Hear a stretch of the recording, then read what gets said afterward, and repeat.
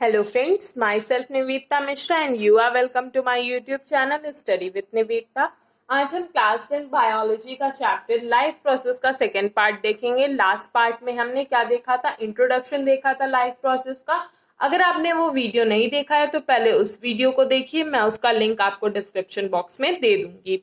अब हम स्टार्ट करते हैं अपना नेक्स्ट टॉपिक, ये है mode of nutrition. Mode of nutrition कितने तरह के, ये मोड का मतलब क्या तरीका है न्यूट्रिशन लेने का। तो जितने भी ऑर्गेनिजम्स हैं वो मेनली दो तरह का न्यूट्रिशन लेते हैं, ऑटोट्रॉफिक या हेट्रोट्रॉफिक। ऑटोट्रॉफिक का मतलब होता है सेल्फ सिंथेसिस, वो मोड ऑफ न्यूट्रिशन जिसमें ऑर्गेनिज्म अपना फूड खुद बनाता है, सेल्फ सिंथेसाइज करता है। और हेट्रोट्रॉफिक डिपेंड ऑन अदर, ऐसा मोड ऑफ न्यूट्रिशन जिसमें ऑर्गेनिज्म फूड के लिए किसी और पे डिपेंड हो। ऑटोट्रॉफिक मोड ऑफ न्यूट्रिशन दो टाइप्स का होता है, फोटोसिंथेटिक और कीमोसिंथेटिक। फोटोसिंथेटिक जिसमें सनलाइट का यूज हो और कीमोसिंथेटिक जिसमें केमिकल्स का यूज करके फूड बनाया जाए। ठीक है, अब हेट्रोट्रॉफिक मोड ऑफ न्यूट्रिशन तीन पार्ट्स में डिवाइडेड है, सैप्रोफिटिक, पैरासिटिक और होलोजोइक।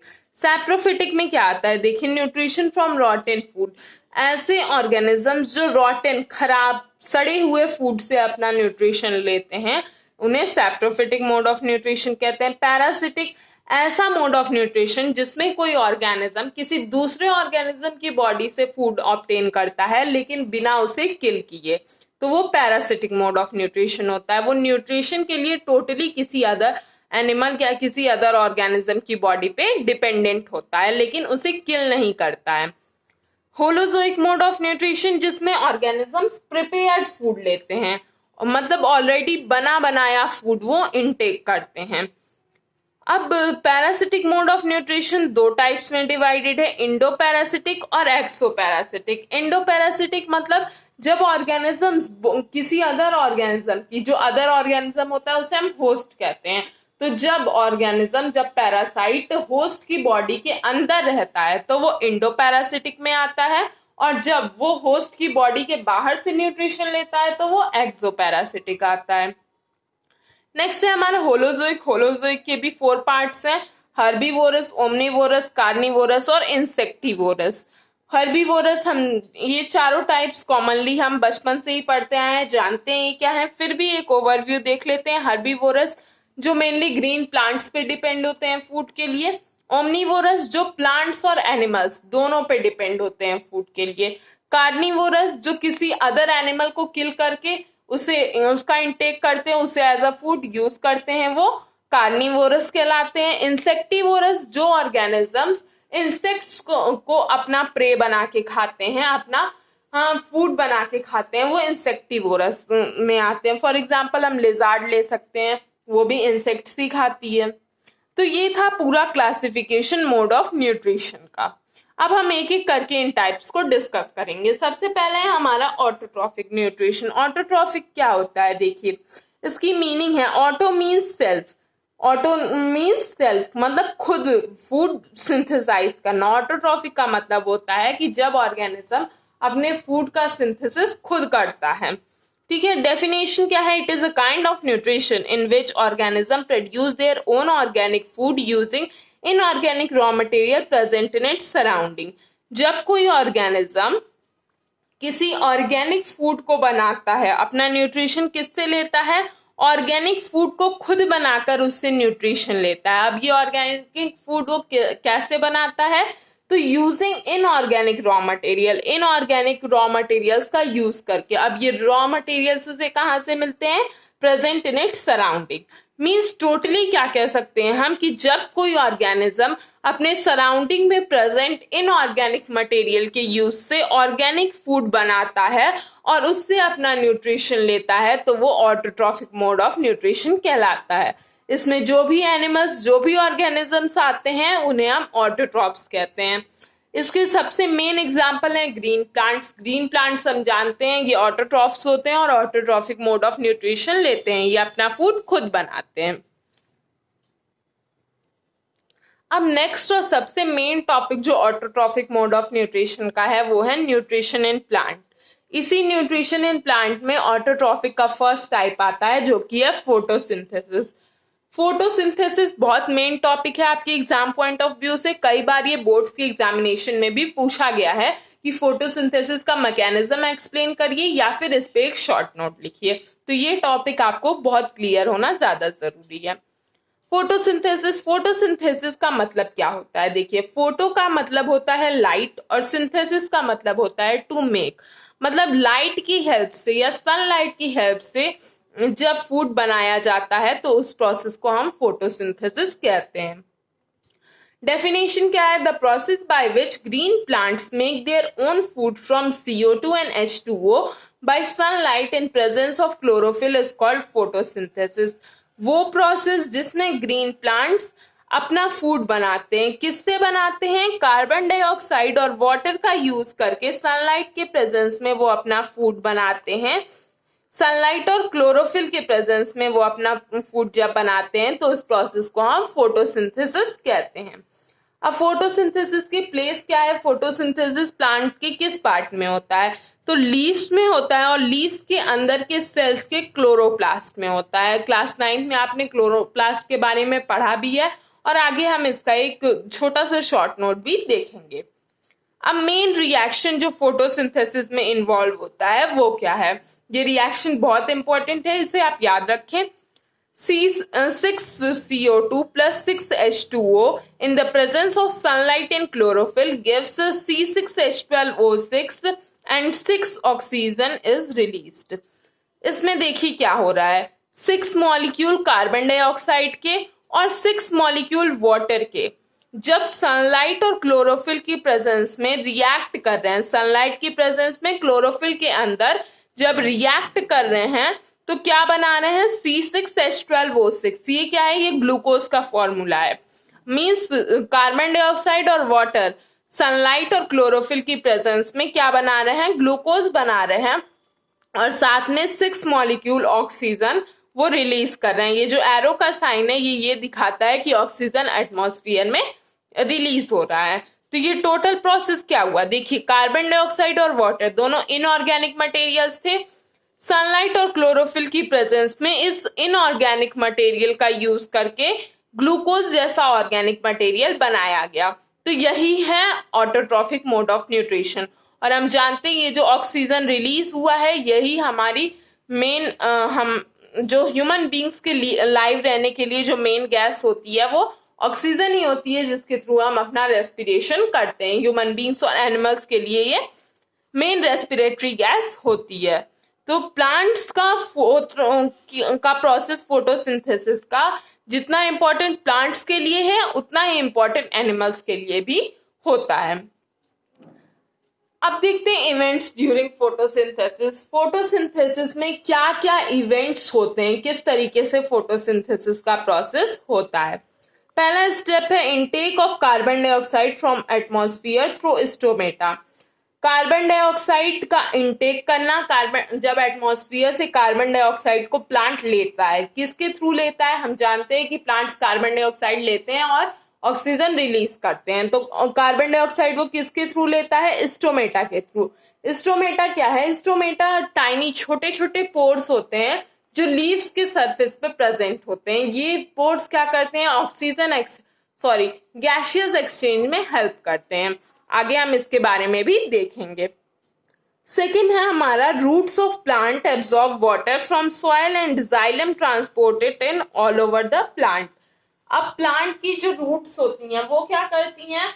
रूट के जो है वो सॉइल के थ्रू वाटर को एब्जॉर्ब करती हैं और उसके बाद जाइलम टिश्यू जो होता है वो जाइलम टिश्यू हम जानते हैं जाइलम और फ्लोएम ट्रांसपोर्टेशन टिश्यू है। ये क्या करते हैं? उसी वाटर को जाइलम टिश्यूज पूरे प्लांट में पहुंचाते हैं। ट्रांसपोर्टेशन का भी सिस्टम हम इसी चैप्टर में आगे के टॉपिक्स में पढ़ेंगे। थर्ड है हमारा absorption of sunlight bye chlorophyll in leaf. अब लीव्स के अंदर जो क्लोरोफिल प्रेजेंट है उसका क्या मेन रोल है? तो वो सनलाइट को एब्जॉर्ब करता है। जो सनलाइट प्लांट के ऊपर पड़ती है, प्लांट के अंदर उस सनलाइट को एब्जॉर्ब कौन करता है? क्लोरोफिल करता है। इसीलिए क्लोरोफिल बहुत एसेंशियल होता है फोटोसिंथेसिस के लिए। This sunlight help in hydrolysis of water in which water breaks into its element। Hydrogen and oxygen. अब ये सनलाइट क्या करता है, सनलाइट क्यों इंपॉर्टेंट है, तो ये जो सनलाइट है ये वाटर का हाइड्रोलिसिस करता है। हाइड्रोलिसिस हम जानते हैं वो प्रोसेस जिसमें वाटर अपने एलिमेंट्स में टूट जाता है। वाटर हम एक कंपाउंड है जो कि अपने एलिमेंट्स में टूट जाता है हाइड्रोलिसिस के प्रोसेस में, उसके एलिमेंट्स क्या हाइड्रोजन और ऑक्सीजन में टूट जाता है। ठीक है, तो ये काम था यहाँ सनलाइट का।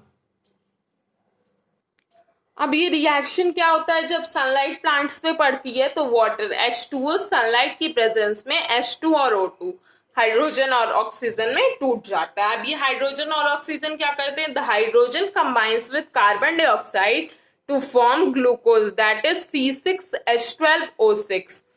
यही हाइड्रोजन और ऑक्सीजन यही हाइड्रोजन कार्बन डाइऑक्साइड के साथ मिलकर के एक ग्लूकोज का फॉर्मेशन करता है। ग्लूकोज का फॉर्मूला C6H12O6 और यही मेन फूड होता है प्लांट्स का। And rest of the oxygen is released in the atmosphere, और जो बचा हुआ ऑक्सीजन होता है उसका क्या होता है, वो एटमॉस्फेयर में रिलीज हो जाता है। This glucose formed in this process is stored in leaves in the form of starch। जो ग्लूकोज इस प्रोसेस में बना, एक बार में बहुत ज्यादा अमाउंट ऑफ ग्लूकोज बनता है। जब तक सनलाइट होती है तब तक प्लांट्स फोटोसिंथेसिस करते हैं। ठीक है, तो प्लांट्स अपना फूड क्या करते हैं, जितनी उनको जरूरत होती है वो उतना फूड यूटिलाइज कर लेते हैं, और उसके बाद जो बचा हुआ फूड है वो उसे ग्लूकोज के कॉम्प्लेक्स फॉर्म स्टार्च के रूप में अपने लीव्स के ऊपर स्टोर कर लेते हैं।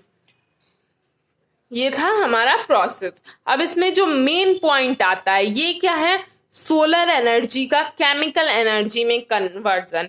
ये पूरा फोटोसिंथेसिस का जो प्रोसेस है ये यही दिखाता है कि किस तरीके से सोलर एनर्जी केमिकल एनर्जी में चेंज हुई। इसमें एनर्जी का यूटिलाइजेशन हुआ, सोलर एनर्जी के हेल्प से रिएक्शन हुआ, और उसके बाद जो सोलर एनर्जी थी वो केमिकल एनर्जी में कन्वर्ट हो गई। हम जानते हैं एनर्जी डिस्ट्रॉय नहीं होती है, तो जितना यूटिलाइजेशन हुआ उस एनर्जी ने वो वर्क कराया, और उसके बाद वो एनर्जी केमिकल एनर्जी में चेंज हो गई।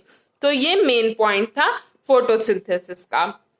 अब इस फिगर के थ्रू हम देख सकते हैं किस तरीके से रूट से जो वाटर होता है वो एब्जॉर्ब होकर जाइलम के थ्रू पूरे प्लांट में ट्रांसपोर्ट होता है, लीव्स तक पहुंचता है। उसके बाद से एटमॉस्फेयर में प्रेजेंट कार्बन डाइऑक्साइड स्टोमेटा के थ्रू लीव्स के अंदर जाता है।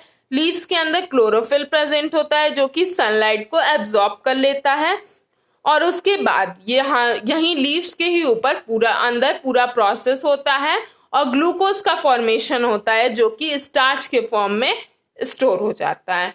तो ये पूरा प्रोसेस था फोटोसिंथेसिस का। अब मैंने आपसे कहा था कि इसमें जो दो टर्म्स आए हैं स्टोमेटा और क्लोरोप्लास्ट, इनके ऊपर भी अक्सर एग्जाम्स में क्वेश्चन पूछे जाते हैं, तो उनके बारे में भी एक ओवरव्यू हम देख लेते हैं।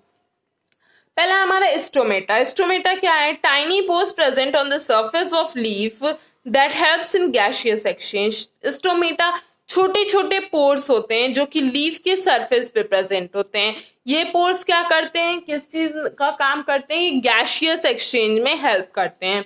जब स्टोमेटा ओपन होता है तो अंदर से कार्बन डाइऑक्साइड बाहर आता है और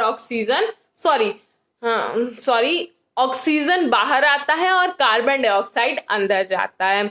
तो यही प्रोसेस था, यही काम है स्टोमेटा का, गैसियस एक्सचेंज में ये हेल्प करता है। Stomatal opening is guarded by guard cells. Stomata कब ओपन होता है, कितना ओपन होता है, ये पूरा प्रोसेस कौन कराता है, गार्ड सेल्स कराती हैं। अब हम स्टोमेटा का स्ट्रक्चर देख लेते हैं।